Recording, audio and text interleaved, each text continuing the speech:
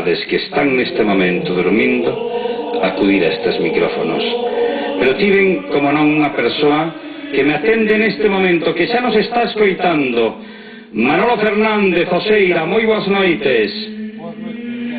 Non escoito nada, por favor. Boas noites, Rial. Ahora sí que escoito. Don Manolo Fernández, que ambiente se respirar esta hora. Pasan 31 minutos da unha da madrugada, aí en Oseira. Respírase tranquilidade absoluta. Algún arra no río croando e pouco máis. Que río pasa por aí, Manolo? O río Oseira, precisamente. O río Oseira. Os monxes a que hora se acostaron, Manolo? En torno ás 9, 9 e media, é a hora que... 9, 9 e media. É a hora que se recolle. E a hora se van a levantar, se van a erguer da cama? Ás 4 e media. Ás 4 e media da madrugada. Sí. E que van a facer? A hora que me gosta a min deitarme. E que van a facer ás 4 e media os frades? Pois ao levantarse é o primeiro oficio do día, que son maitines. Maitines? De 4 e media a 5. Empezan o día, obviamente, con unha oración. De recollida, de oración e de traballo, que é a máxima dos monxes, dos cistercienses. O hora e labora que me comentabas. Eu puido indicatarme, Manolo, esta tarde cando estivemos aí precisamente no Mosteiro de Oseira, de que, hombre, hai algún monxe xa maior, pero incluso observei algúns monxes xóvenes, é dicir, de idades de 30 e poucos anos, Sí, hai 3 ou 4 monxes que son, relativamente xóvenes, porque con 35 ou 40 anos, pois tamén a xuventud está, digamos, que no declive.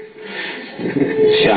Oye, Manolo, por favor, hai algo que eu poden tamén decatarme esta tarde, de que antes había unha clausura, é dicir, que había zonas do convento que non se podían visitar, ou se, sin embargo, prácticamente sacando as celdas donde están dormindo neste momento os monxes, sacando, repito, esas celdas, se pode visitarse a todo o mosteiro.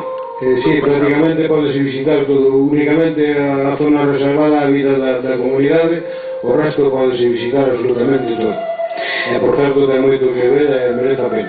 Hai moitos turistas en este momento aí aloxados na hospedería. Na hospedería, exactamente, pois, non podo comentar, pero en torno ao 60-70% da época do ano que é, porque primavera e verão, pois, é a parte, o sea, o tempo alto de turismo, de afluencia de turistas a Oseira, ao mosteiro. E que todo ano, pois... Sí, en este momento estamos escoitando, por favor, iremos a elevar o son. Atención, Modesto, por favor.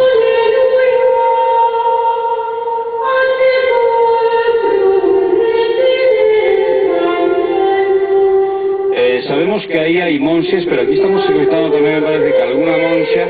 O que ocurre que acontece que de cando en vez, como pasa hoxe, que están asistindo tamén monxas do Cister a celebrar precisamente as completas e acompañando a seus compañeiros da Orde Cisterciense, non é así?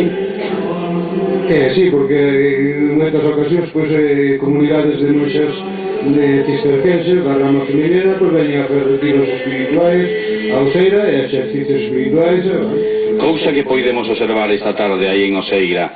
E creo que isto non ten desperdicio. Señoras e señores, o que estamos escoitando a 1:34 minutos, esta voz que sona nestes momentos.